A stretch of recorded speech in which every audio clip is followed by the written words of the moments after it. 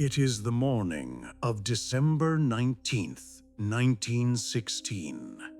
Petrograd is frozen solid. The thermometer shows 20 degrees below zero. A thick gray fog hangs over the capital of the Russian Empire, obscuring the golden domes of the cathedrals.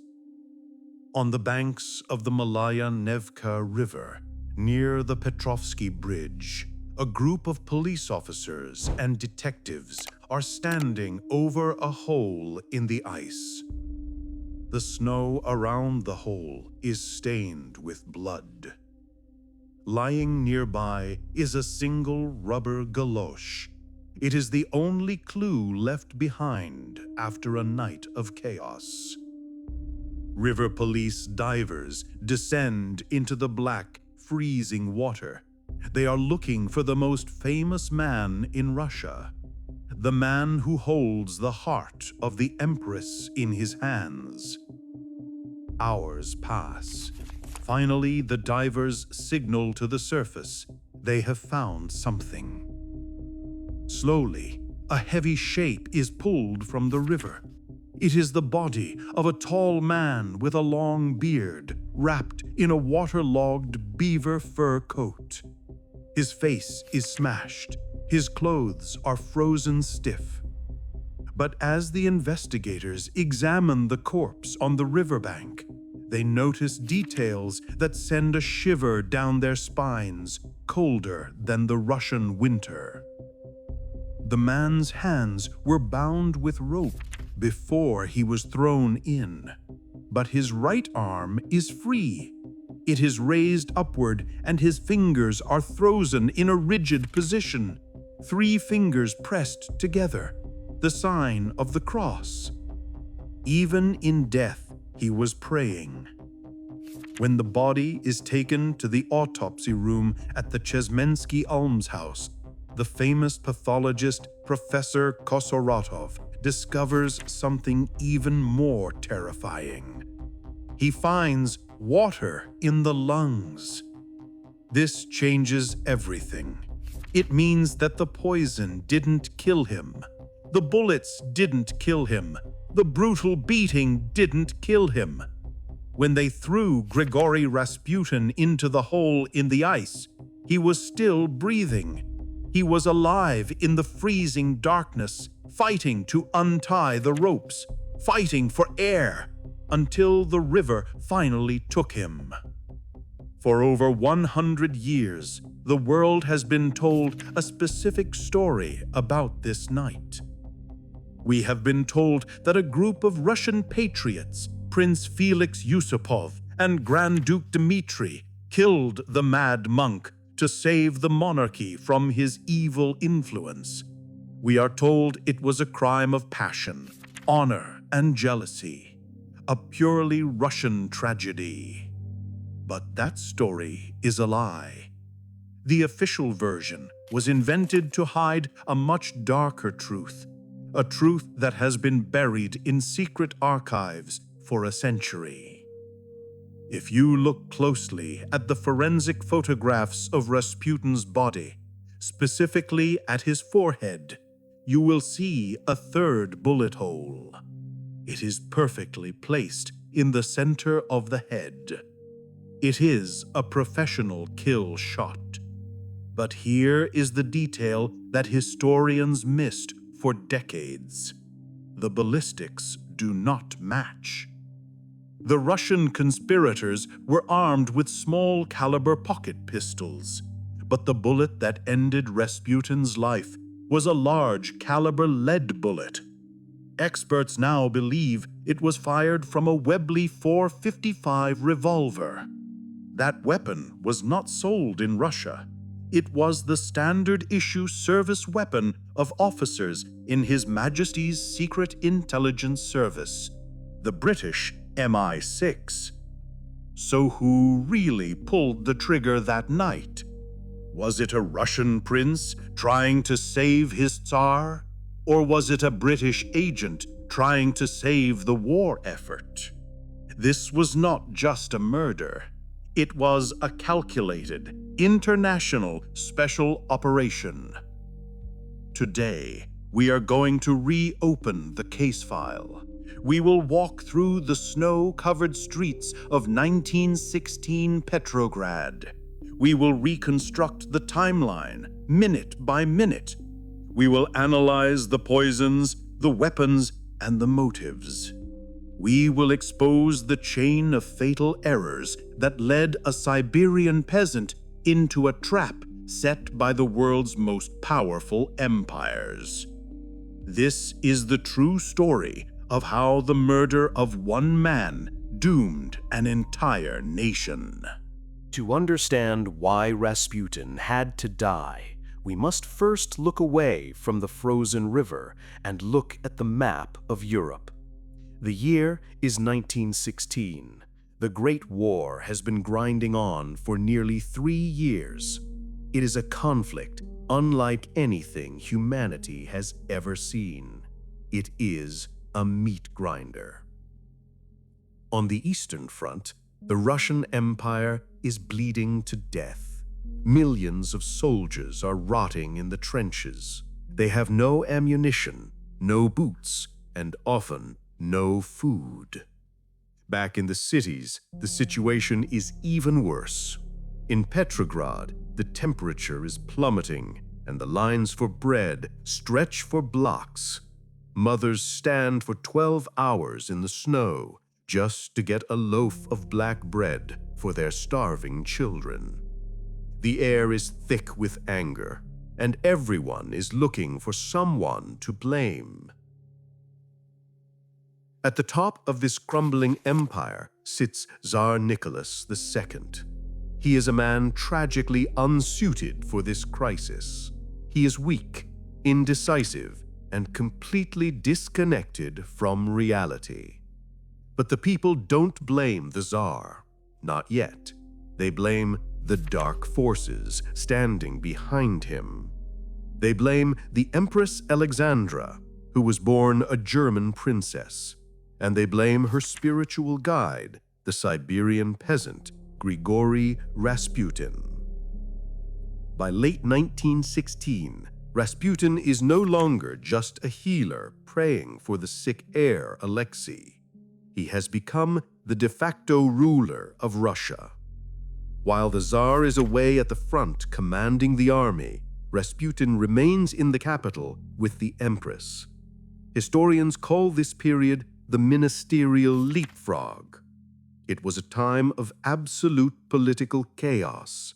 Ministers, generals, and bishops were hired and fired based entirely on Rasputin's whims. If a minister of war refused to meet with our friend, as the Empress called him, he was fired the next day. If a corrupt bureaucrat bribed Rasputin with a basket of wine, he was promoted. The aristocracy was humiliated.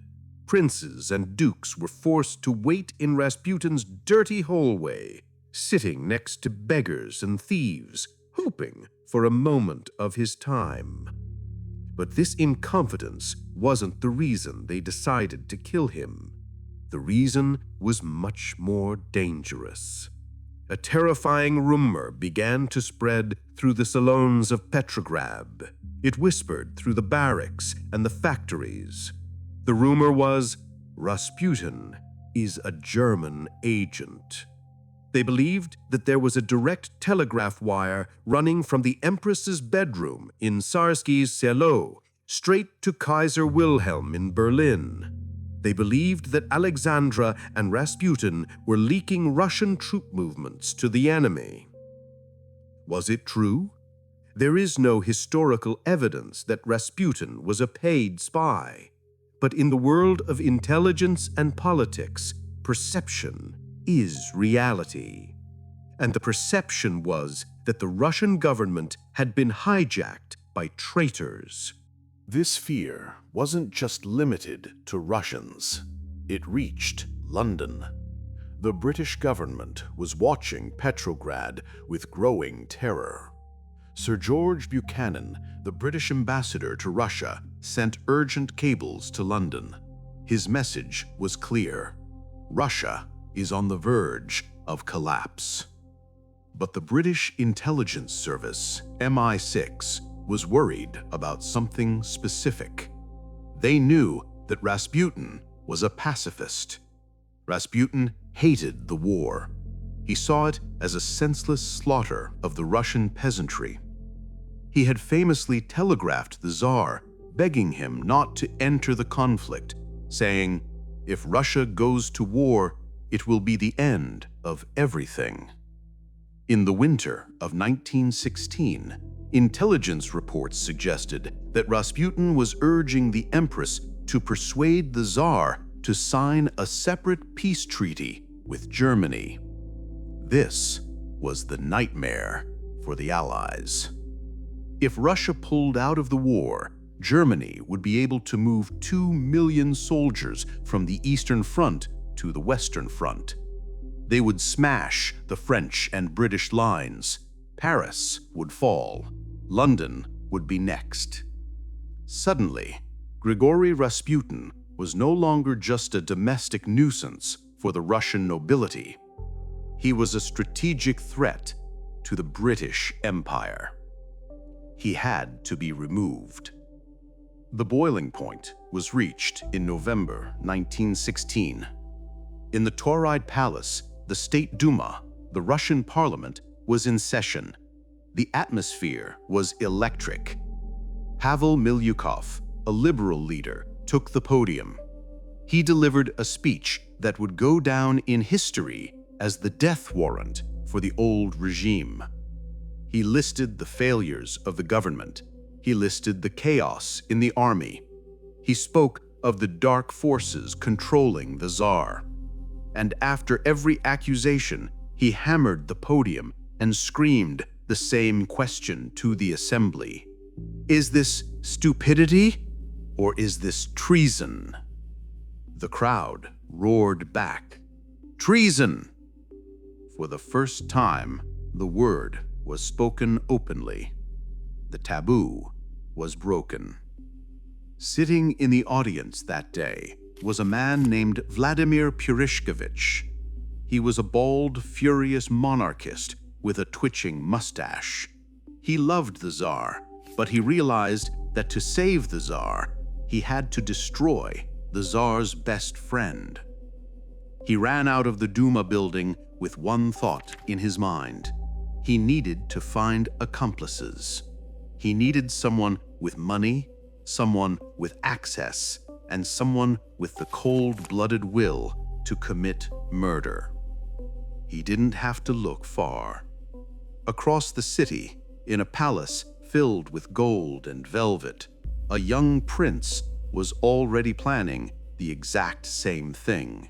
To understand the mechanics of this murder, we first need to look at the men who pulled the trigger, or at least the men who claimed they pulled the trigger. History often portrays the killers of Rasputin as a unified group of heroes. In reality, they were a basket of crabs, a group of people who despised each other, united only by a desperate, shared hatred. The architect of the conspiracy was Prince Felix Yusupov. It is impossible to overstate the wealth and influence of the Yusupov family. They were richer than the Romanovs. They owned 250 miles of coastline along the Caspian Sea, oil fields, iron mines, and factories.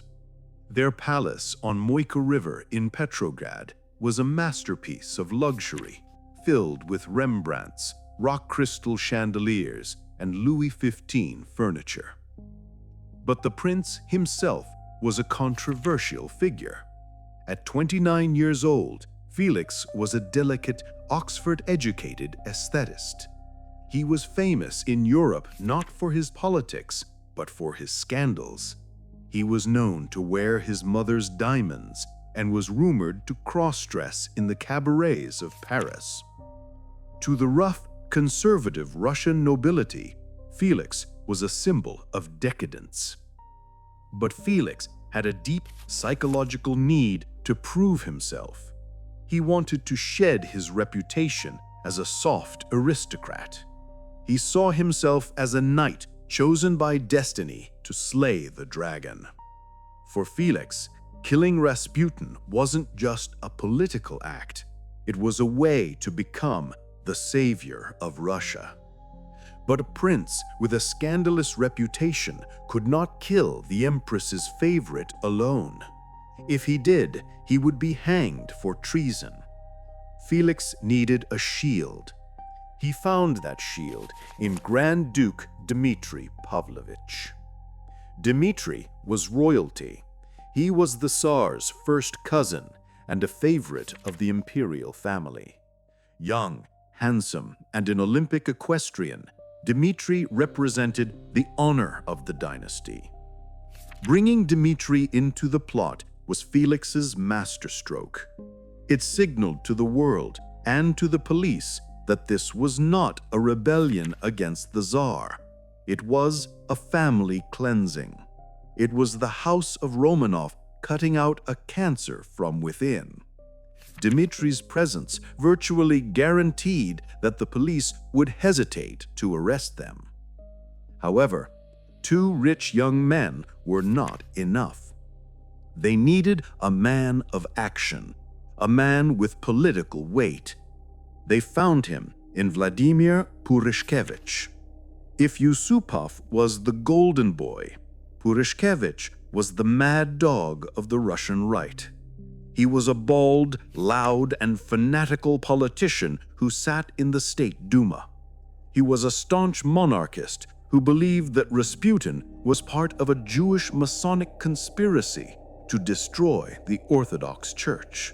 On November 19, 1916, Purishkevich delivered a screaming speech in the Duma that electrified the nation. He pointed his finger at the government ministers and shouted, "While the Tsar is at the front, everything is being run by an illiterate peasant." When Yusupov approached him a few days later, Purishkevich didn't hesitate. He agreed to kill. And he brought a crucial asset to the team, Dr. Stanislaus Lazavert, a military doctor who knew the chemistry of death. But there is a fourth chair at this table, a chair that most historians leave empty. This brings us back to the British connection. In the weeks leading up to the murder, Felix Yusupov had a constant companion, a man named Oswald Rayner. Rayner was a lieutenant in the British Secret Intelligence Service, SIS. But he wasn't just a spy monitoring the situation. He was Felix Yusupov's closest friend from their university days at Oxford. They had met in 1910. They were inseparable. They belonged to the same secret societies, drank at the same clubs, and shared a deep personal bond. Russian police reports from 1916 show that Rayner visited the Yusupov Palace repeatedly in December. Why would a British intelligence officer spend so much time with a Russian prince who was planning a high-profile assassination? The timeline is suspicious. The British government was terrified that Rasputin would force a peace treaty with Germany. If that happened, Britain could lose the war. The theory, supported by modern forensic evidence, is that Rayner was the handler. Felix Yusupov and Dmitry Pavlovich were amateurs. They were emotional, nervous, and inexperienced in violence. They needed a professional to guide them. Rayner provided the spine for the operation. He helped plan the logistics, and as we will discover when we examine the autopsy, he likely provided the weapon that delivered the final, fatal blow. This was not just a domestic crime. It was a joint operation between the Russian aristocracy and British intelligence. By mid-December, the team was assembled. The roles were assigned. Yusupov was the bait. Dmitri was the cover. Purishkevich was the muscle, and Rainer was the shadow in the corner. They set the date for the night of December 16th.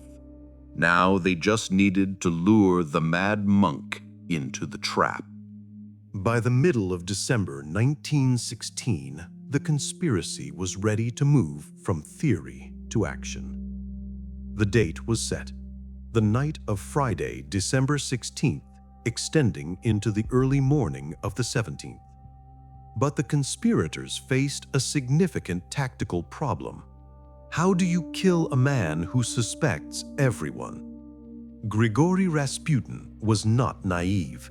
He knew he was the most hated man in Russia. He received death threats daily in the mail.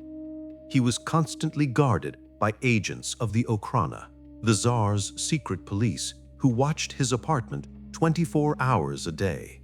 He rarely left his home at night, sensing the cold breath of death around him. To lure the beast out of his lair, Prince Yusupov needed bait. Bait so tempting that Rasputin would ignore his survival instincts. That bait was Princess Irina Yusupova, Felix's wife. She was the niece of the Tsar and was considered one of the most beautiful women in the empire. Rasputin had a well-known weakness for the high aristocracy. He was obsessed with the idea of being accepted by the royal blood. He didn't just want power, he wanted validation. Felix went to Rasputin's apartment and lied to him. He told the elder that Irina was hosting a small housewarming party at the Moika Palace and that she desperately wanted to meet him privately to discuss spiritual matters. It was a trap.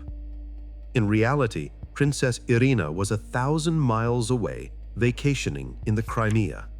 She knew about the plot, but she refused to be physically present. Rasputin, blinded by vanity and the chance to be intimate with the Romanov, agreed to come.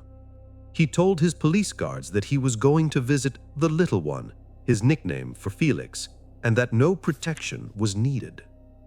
Now the conspirators had to prepare the kill box. They chose the basement of the Yusupov Palace. It was a strange choice for a royal reception. The room was originally a wine cellar, a damp stone vault with small windows near the ceiling that looked out on the pavement of the embankment. But it was chosen for one reason: acoustics. The massive granite walls were thick enough to muffle the sound of gunshots. On the morning of the murder, Yusupov and his servants worked frantically to transform this dungeon into a cozy dining room. They dragged heavy antique furniture down the narrow spiral staircase. They covered the cold stone floor with expensive Persian rugs. They brought in a carved oak table, velvet chairs, and a cabinet with a maze of small mirrors. They lit a roaring fire in the large fireplace to chase away the damp chill of the Russian winter. The room looked like a romantic hideaway, but in reality, it was a stage set, a facade built for a single performance. To further ensure secrecy, Yusupov set up a gramophone in the room directly above the cellar. He prepared a stack of American jazz records. The plan was simple. If things got loud, or if Rasputin screamed, the conspirators upstairs would blast the song Yankee Doodle to drown out the noise. The juxtaposition is chilling. Upbeat American jazz playing over a brutal political assassination. Then came the weapon. Yusupov insisted on a quiet death. He was an aesthete. He didn't want blood splattered on his Persian rugs. He wanted Rasputin to simply fall asleep and never wake up. The weapon of choice was potassium cyanide. Dr. Stanislas Lazaret arrived at the palace with a small box of crystals. He was nervous. He knew that if he failed, they would all face the firing squad. Wearing rubber gloves, the doctor crushed the cyanide crystals into a fine powder. On the table, there were plates of petit fours, small cakes with pink chocolate and almond cream. These were Rasputin's favorite sweets. With the precision of a surgeon, Dr. Lazarev lifted the top crusts of the cakes and sprinkled the lethal powder into the cream filling. He put enough poison in each cake to kill an entire squad of soldiers. Just to be sure, he also prepared crystal glasses for Madeira wine. He dissolved a massive dose of cyanide into 2 of the glasses. By 11 p.m., everything was ready. The trap was baited. The poison was waiting.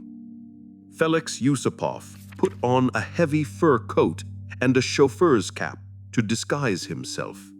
He drove his car to Rasputin's apartment on Gorokhovaya Street. He went up the dark back stairs usually reserved for servants. Rasputin was waiting for him. The mad monk had dressed up for the occasion. He was wearing a silk shirt embroidered with cornflowers, black velvet trousers, and brand new boots. He had combed his greasy hair and heavily perfumed his beard with cheap soap. He wanted to impress the princess. As they walked out into the freezing night, Rasputin reportedly turned to Yusupov and said, "I feel that I am going on a long journey." He had no idea that the journey would end in the icy waters of the Neva River. At midnight, the car arrives at the Moika Palace. Yusupov leads Rasputin through a side door and down the winding staircase into the basement. The room is warm from the fire. The gramophone upstairs is silent for now. Rasputin looks around. He is suspicious. He asks where Princess Irina is. Yusupov, sweating in his heavy uniform, lies again. He says she has a headache, but will come down soon. He invites Rasputin to sit, drink tea, and wait. What follows is perhaps the most nerve-wracking hour in the history of political assassinations. Rasputin sits at the table. At first, he refuses to eat or drink. Yusupov's heart sinks. If he doesn't eat, the plan fails. But soon, the elder relaxes. He reaches out a rough hand and takes one of the pink cakes, the one laced with cyanide. Yusupov watches in frozen terror. He expects Rasputin to fall dead within seconds. Cyanide stops cellular respiration. It's like suffocating from the inside out. It should be instant. Rasputin eats the cake. He chews. He swallows. And nothing happens. He licks the cream from his fingers. He smiles. He asks for another one. He eats a second poisoned cake, then a third. In his memoirs, Yusupov describes this moment as a descent into madness. He watches a man consume enough poison to kill a platoon of soldiers, and the man just continues to talk about the war and the church. To calm his nerves, Yusupov pours the wine, the Madeira laced with cyanide. Rasputin drinks the glass in one gulp. He doesn't die. Instead, he becomes energetic. His eyes widen. He asks Yusupov to play the guitar. For 2 hours, the prince plays songs on his guitar while the peasant eats death and refuses to die. Why? For a century, people believed Rasputin had supernatural powers. But modern forensic science offers a different explanation, one rooted in chemistry, not magic. The answer lies in the cakes. Cyanide is a highly reactive chemical. The cakes were filled with sugar and cream. Chemists now believe that the sugar, glucose, reacted with the potassium cyanide to form a compound called cyanohydrin. Essentially, the sugar neutralized the poison. Yusupov had inadvertently created a non-toxic antidote inside the cakes. As for the wine, it's possible that the gastric acid in Rasputin's stomach, or perhaps the fact that the cyanide had been stored incorrectly and had expired, reduced its potency. But Yusupov didn't know about chemistry. He only knew fear. He began to believe he was in a room with the devil himself. By 2:30 a.m., the situation upstairs was getting desperate. Grand Duke Dmitri Purishkevich and Lieutenant Rainer were waiting in the study on the floor above. They expected the job to be done in 5 minutes. 2.5 hours had passed. They could hear voices. They could hear the guitar. Suddenly, Yusupov bursts into the room upstairs. He is pale, shaking, and on the verge of a nervous breakdown. "He won't die," Yusupov whispered. "The poison doesn't work. He is the Antichrist." The conspirators have a choice. Abort the mission and let Rasputin go?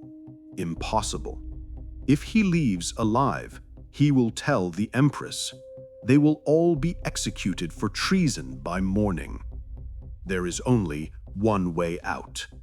Vladimir Purishkevich, the mad dog, looks at the trembling prince and says, "You have to finish it. Shoot him." Grand Duke Dmitri hands Yusupov his personal revolver, a Browning FN Model 1910. Yusupov takes the cold steel in his hand. He takes a deep breath, and he goes back down into the basement. Prince Felix Yusupov descends the spiral staircase into the basement for the second time. Behind his back, he hides the Browning revolver. Rasputin is sitting at the table, his head heavy from the poisoned wine, breathing heavily. He looks up at Felix. The poison is finally starting to affect him, but not in the way it should. He isn't dying. He is just drowsy. Rasputin asks, "Are we going to the gypsies? I want to hear music." Felix walks to the crystal cabinet on the other side of the room. He looks into the mirror. He is terrified. He knows he has to shoot a man in cold blood. He calls out to Rasputin, "Grigori Efimovich, look at the crucifix on the cabinet and say a prayer." Rasputin stands up. He walks over to the cabinet. He looks at the ivory cross. Then he turns his head and looks straight into Felix's eyes. For a moment, there is silence. Felix raises the gun. He aims for the heart. He pulls the trigger. Bang! The shot echoes off the stone walls like a cannon blast. Rasputin screams. He spins around and crashes onto the white bearskin rug. The other conspirators, Grand Duke Dmitri Purishkevich and Dr. Lezavert, rush down the stairs. They see the body. Dr. Lezavert checks the pulse. He checks the pupils. There is no reaction. "The bullet went through the heart," the doctor announced. "He is dead. The nightmare is over." Or so they think. The mood in the palace shifts instantly from terror to euphoria. They have done it. They have saved Russia. They turned off the electric lights in the basement, leaving the body in the darkness. They go back upstairs to the study to celebrate. They start discussing how to dispose of the body. Dmitri suggests dropping it into the river. Yusupov feels a strange mixture of relief and disgust. But about an hour later, Felix gets a strange feeling, a nagging anxiety. He decides to go back down to the basement alone, just to double-check. He turns on the light. Rasputin is lying exactly where they left him. The white bearskin rug is stained with dark blood. He leans over the body. He shakes it. No movement. But then he notices something odd. The body is warm. And then he sees the left eye twitch. What happens next is straight out of a horror movie. In his memoirs, Yusupov describes the scene. Suddenly, the left eye opened, then the right eye. Both eyes, green and snake-like, stared at me with an expression of diabolical hatred. The corpse begins to move. Rasputin pushes himself off the floor. He roars like a wounded animal. He lunges at Yusupov. His long, strong fingers grab the prince by the throat. He rips the epaulet off Yusupov's military tunic. He whispers, his voice filled with blood and froth, "Felix, Felix, I will tell the Empress everything." Yusupov screams.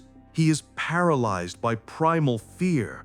He breaks free from the grip of the dying man and runs up the spiral stairs, screaming for help. "He's alive! He's alive! Purishkevich, shoot him!" Behind him, he hears heavy footsteps.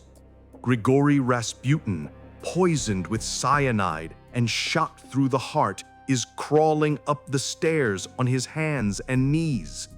He reaches the side door that leads to the courtyard. He smashes it open and stumbles out into the snow.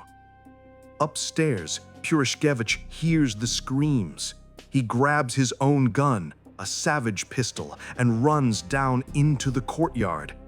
He sees Rasputin running across the snow towards the iron gates. If Rasputin escapes, the Romanov dynasty is finished immediately. Purishkevich bites his hand to stop the trembling. He takes aim for the third time. The courtyard of the Moika Palace is covered in deep snow. Vladimir Purishkevich stands in the freezing dark, his pistol raised. Rasputin is 20 yards away, stumbling towards the open gate that leads to the street. Purishkevich fires his third shot. This time, he finds his mark. The bullet hits Rasputin in the back. The giant stumbles, but keeps moving. Purishkevich fires a fourth time. The bullet strikes Rasputin in the back of the head. Finally, the mad monk collapses into the snow. He twitches and tries to crawl, clutching at the frozen ground. Purishkevich runs up to the fallen body. In a fit of rage, he kicks Rasputin in the temple with his heavy military boot. The body goes still. But here is where the official story ends and the real investigation begins. According to the memoirs of Yusupov and Purishkevich, they were the only ones shooting. But when we look at the autopsy report and the post-mortem photographs, the math doesn't add up. Rasputin had 3 gunshot wounds. One in the chest from Yusupov's Browning, one in the back from Purishkevich's Savage. But there is a third wound, and it is the most mysterious one. It is a bullet hole directly in the center of the forehead. Forensic pathologists call this hole a contact wound. It means the gun was pressed directly against the skin when it was fired. It was an execution. But the most disturbing detail is the size of the hole.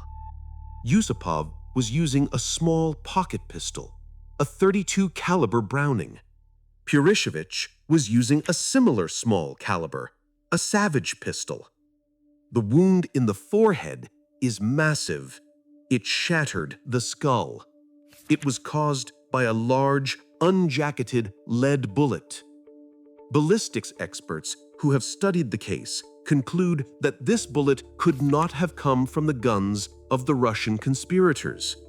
It matches only one weapon available in Petrograd that night, the British Webley .455 service revolver. Who had a Webley revolver? Lieutenant Oswald Rayner. The theory is chillingly simple. While Purishkevich was panicking and missing his shots, Oswald Rayner stepped out of the shadows. He was a trained killer, a professional agent. He saw that the amateurs were bungling the job. He saw that Rasputin was still alive. Rayner walked calmly across the snow. He stood over the dying man. He didn't scream or kick. He simply placed the barrel of his heavy revolver against the center of Rasputin's forehead, and he pulled the trigger. This single shot changed the course of the 20th century. It wasn't just a murder. It was a foreign intervention. Rayner didn't just kill a man. He killed the possibility of a peace treaty between Russia and Germany. He ensured that Russia would stay in the war, continuing to bleed for the sake of the Allied victory. After the shot, silence fell over the courtyard. The police, alerted by the noise, were banging on the gate. The conspirators had to act fast. They had a dead body, gallons of blood on the snow, and a police officer demanding answers. The cleanup operation was just as chaotic as the murder.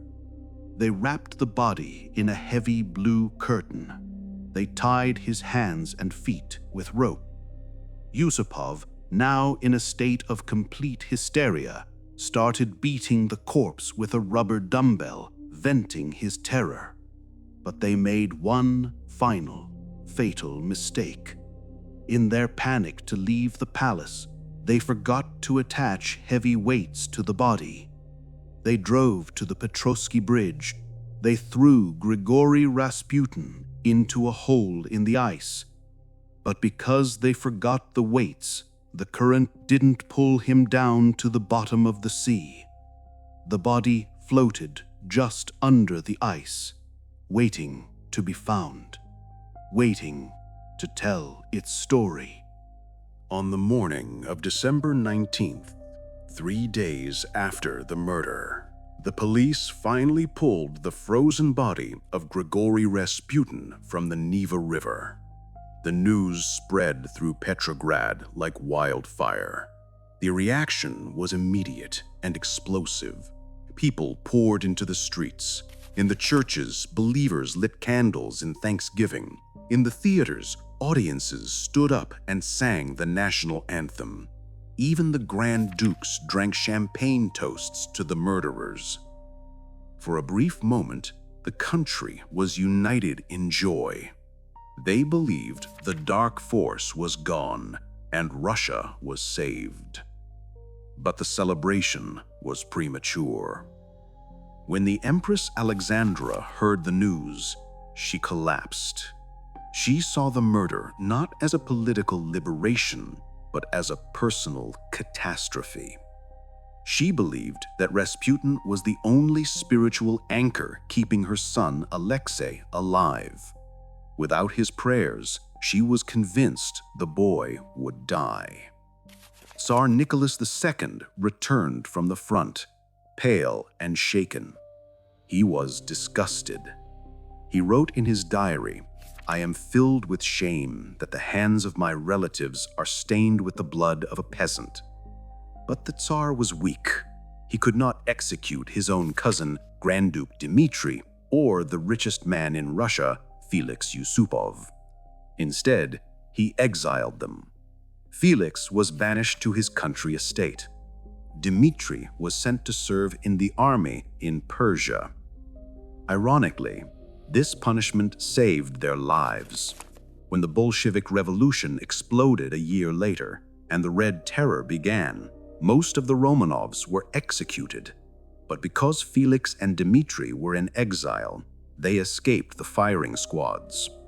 They lived out their days in Paris and London, haunted by the memory of that night in the basement. But for the Romanov dynasty itself, the clock had run out. The murder did not stop the chaos, it accelerated it. With Rasputin gone, the people needed a new target for their anger. And there was only one target left, the Tsar himself. The buffer was removed. The lightning rod was destroyed. Now every failure at the front and every bread shortage in the city was blamed directly on Nicholas II.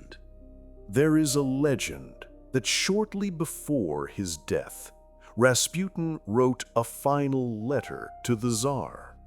Whether the letter is authentic or apocryphal, its prediction was chillingly accurate. The letter said, "If I am killed by common assassins, and especially by my brothers, the Russian peasants, you, Tsar of Russia, have nothing to fear. Your dynasty will reign for hundreds of years. But if I am murdered by boyars, nobles, and if they shed my blood, their hands will remain soiled with my blood, and they will leave Russia. Brothers will kill brothers, and they will kill each other and hate each other. If it was your relations who have wrought my death, then no one of your family, that is to say, none of your children or relations, will remain alive for more than 2 years." Rasputin died in December 1916. Less than 3 months later, in March 1917, the Tsar was forced to abdicate. The empire collapsed. 17 months later, in July 1918, Nicholas, Alexandra, and their 5 children were executed in a basement in Yekaterinburg. The dynasty was extinct. So, who really killed Rasputin? Was it Felix Yusupov, the prince who wanted to be a hero? Was it Vladimir Purishkevich, the politician who wanted to save the system? Or was it Oswald Rayner, the British spy who wanted to win the war? The evidence suggests it was a team effort. The British intelligence service got what they wanted. Russia stayed in the war for another year, keeping German troops occupied in the east, which likely saved the Allies from defeat. But the price of that victory was the destruction of the Russian Empire. The bullet that entered Rasputin's forehead didn't just kill a man, it killed a monarchy. It shattered a world order, and it opened the door for a century of revolution and blood. The irony is tragic. The conspirators killed Rasputin to save Russia from ruin. But by killing him, they destroyed the only thing holding it together.